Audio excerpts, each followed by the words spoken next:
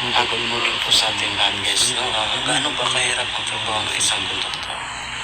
Ang trabaho po ng isang konduktor ay napakahirap po ng trabaho. Kasi nandun po yung pagod, puyat, kasi kailangan mo magpuyat para malaki yung income mo.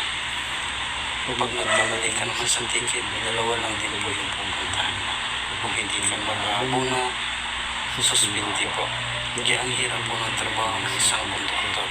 Kasi kailangan mo magpakapagod, magpuyat para lumaki yung income mo. Kasi po, ang sweldo po ng isang konduktor ay nagbabase po doon sa income kung magkano po yung kinikita niya sa araw-araw. Kaya ang hirap po ng trabaho ng isang konduktor.